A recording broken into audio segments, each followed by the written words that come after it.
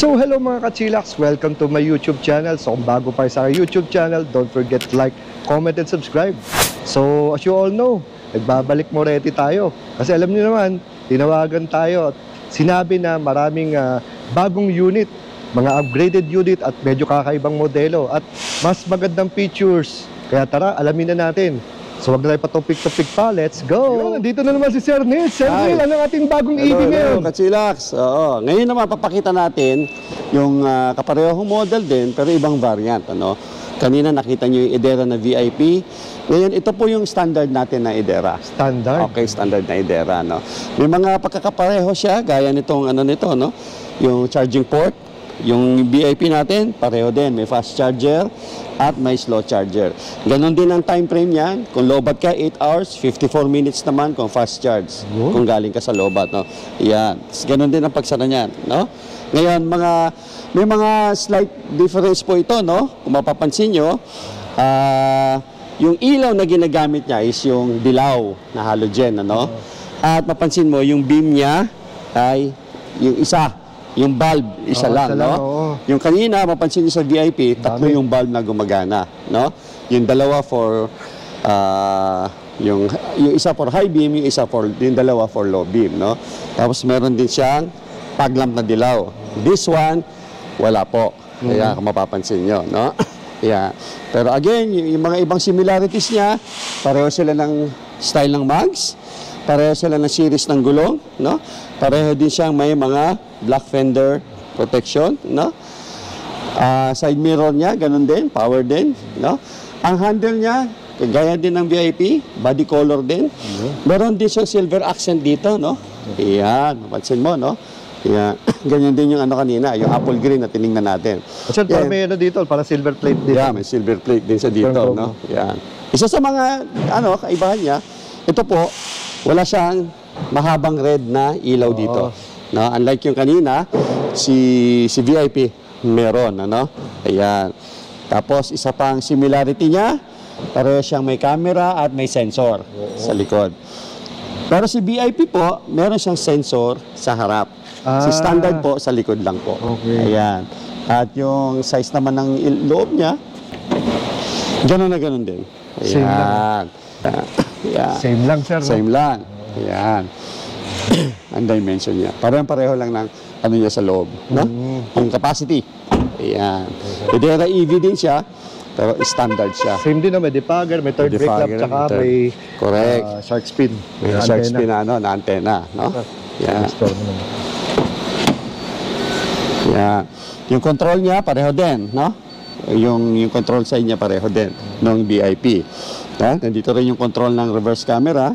Kaya may beep sound siya kasi bukas yung ilaw. No? Ayan. Patayin lang natin. Tapos yung control panel niya sa Monibela, ganun din.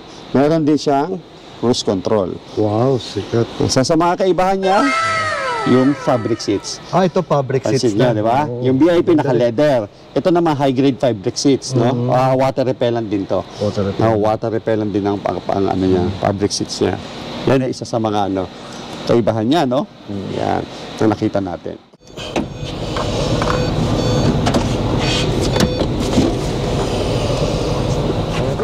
Dito naman sa instrumentation panel, meron siyang mga konting kaibahan ho, no? Kung mapansin nyo, ang laki ng font nito. Chillax, no? Laki, no? Tsaka linaw. Yung nakakita natin sa VIP kasi nahati yung font niya dito, no? Ayan, yung isa nandito, yung isa may figure dito, no? Pero basically, nandyan naman yung info niya. Ito yung pinaka-battery niya, no? Ayan, ito, nakita niyo yung logo ng battery, yung range niya. Tapos, ito yung kaya pang takbuhin, no? Yan, to be exact, ka-chillax, kung gusto mo talagang makita kay energy na button dito sa ano, no? Pag pinindot mo to, doon lalabas yung actual percentage ng battery. Yung isa sa VIP may ganyan din. Meron din. Kaya lang si VIP, pati itong 71% nakalagay sa panel. Nakalagay doon. Yung 224, yun yung kaya niya gahihin. And basically yung bolts, no, nakakayang ano yun eh. Actually, ang laking bagay niya, no? Kasi iba kasi medyo natatakot sila, baka biglang malobat. Meron din naman tong parang reading, diba? Kung sa gasoline, meron tayong tangke, makikita natin kung malolo. Ito nga, at least to, percentage na, no? Actually, so kasi mas maganda nga yung na-raise up mo na punto na yan, ano? Kasi kami sa mga, lalo na nag-display kami sa mall, minsan dumadaan yung mga tao na nag-uusap, nakakita ng EV, ang common na nila, paano pag biglang malobat? Ganon ang ano nila eh. There is no such thing na magugulat ka. Tama ka, kachilax, no? Dahil gaya ng isang gasoline car, alam mo kung kailan ka maubusan ng gasolina. Ganon din dito. Hindi ka magugulat, ay nabulobat ako. Paano kung bigla, wala hong ganon. Na-inform po kayo, not only kung ilang pang natitirang battery, inform din kayo kung gaano pa kalayo ang kaya nyong takbuhin doon sa life ng battery nyo. Yan ang certain dito. Ano, itong sila Edera, itong VIP, itong basic, meron ba itong regenerative braking? Meron, ano, regenerative braking sa mga, medyo technical kasi yung term na yan, ano. Ay, baka yung ibang common na hindi pamilya sa EV, hindi naintindihan yan. Pero basically, meron to, no, equip ito. Parang ano yan, mga kachilax, no, regenerative, pag kayo po ay umaandar at bumibitaw kayo, mabilis ho kayo, bumibitaw ho kayo sa preno, nagre-reverse ho yung cycle ng ano, yung power na binabalik niya. Kumbaga, na-charge po kayo yung sasakyan nyo kahit konti po. Wow. Ano po yun. Tapos ito pala, ano na, post-start na pala, no? Post-start na rin po. Isa pa palang kaibahan nito, kachilax, sa VIP, ito po ay may range na 300 kilometers. Okay. 300? Malayo na rin. Si malayo. VIP is at 330. Ayun. No, so meron siyang 30 kilometers na difference. Yan ang una niyang kaibahan. Pangalawa, pinakita natin yung upuan, yung leather seats, no? Isa pang kaibahan niya, yung sensor. Meron siyang sensor sa likod, wala siyang sensor sa harap. No? Yan po ay yung mga what they call basic na kaibahan ng standard sa VIP na Edera, no? Pero the rest, halos pareho na. Meron din siyang instrumentation panel, yung design ng ano niya, harap niya, pareho din, no? Pati yung make na, parehas na Okay, I stand corrected kanina, no? Kachilax, no? Equip siya ng passenger tsaka driver airbag. Parehas. Parehas. Basic tsaka si VIP. Tapos sa baba, makita nyo rin yung saksakan ng cigarette, USB, at meron din siya dito, yung kaya ng ano, no?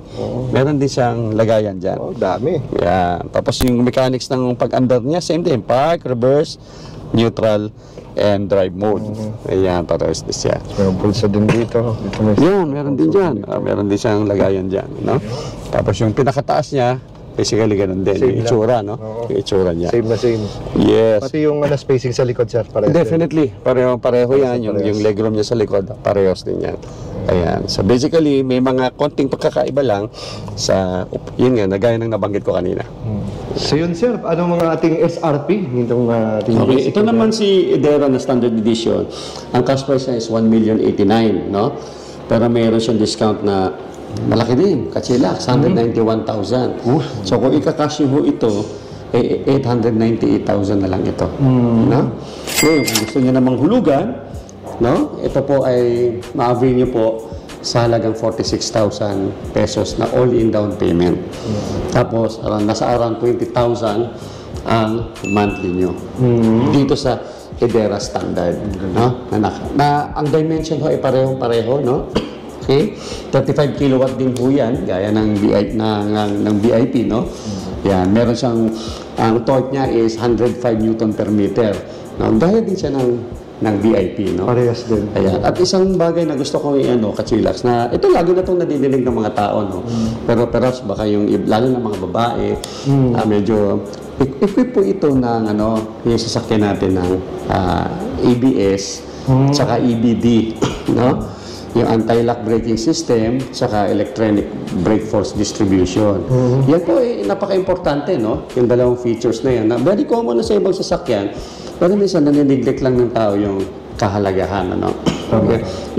Yung EBD po, basically ang function ho niyan is yung pag tumapa ka sa brake, yung apat na gulong mo, nire-regulate ng system yung power na ilalagay sa brake.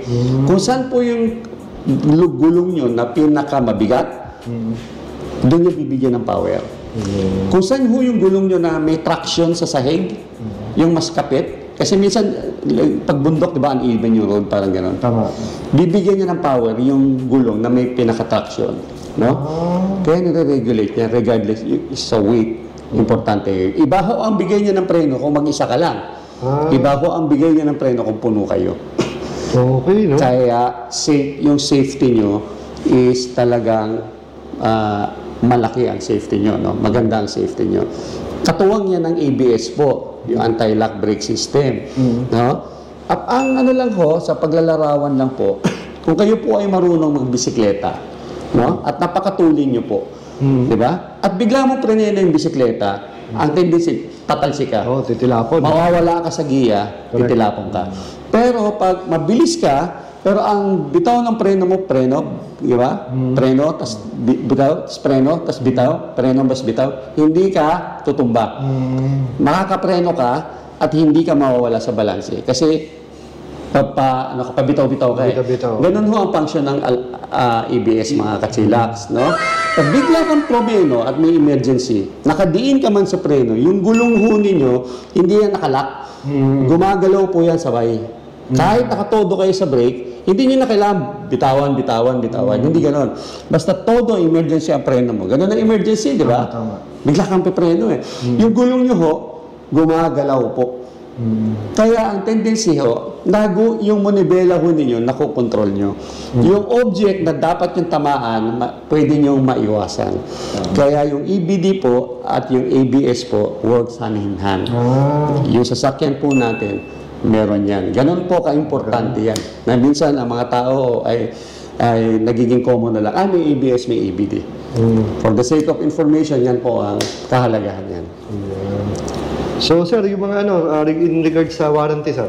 Gaya ng nabanggit natin kanina, Kachilax, pareho naman yan ng warranty, no? Yung body niya, 5 taon or 100,000 kilometers. Yung battery naman, 8 years or 160,000 kilometers. Common na ho yan, parang kotse po. No? Kaya orho, no? Kasi po, meron ho sasakyan na 5 taon na, ay wala pa hong 100,000 kilometers. Birang gamitin. Sa ganung pagkakataon, tapos na po yung warranty noon. Meron namang sasakyan na wala pang 5 taon, 100,000 kilometers na, kasi gamit na gamit. Tama. Doon na rin po natapos yung warranty. Kaya nga, whichever comes first, kung ano pong mauna, yun pong susundin. Para lang, again, sa kaalaman po natin. Mga gusto, sir, magpa-PMS, saan pwedeng dalhin? Dito po, pwede yung dalhin dito. At mga kachilax, meron din ho kaming ka-tie up, no? Na kung pamilyar ho kayo sa Motec Philippines, sila po ay ka-tie up na namin. No? Motec na. Yes. May mga kliyente na ho kami na pag bumibili ho sa amin, ay kinukuhaan po namin ng tinatawag na Motec VIP card. Motec po yan, pinapa-apply po namin. Kino-coordinate po namin sa Motec branch, no? Para sila po yung ma-issuehan niya. Ano bang kahalagahan niyang VIP card na yan? Ano po yan, mga kachilax? Kung kayo po ay masiraan sa 10 oras ng gabi, no? Meron tayong 24/7 assistance. Yun, 24/7. Galing. Pwede ho kayong sunduin ng towing truck, no? Siyempre, aalamin muna nila yan, ma'am, mga kachilax, no?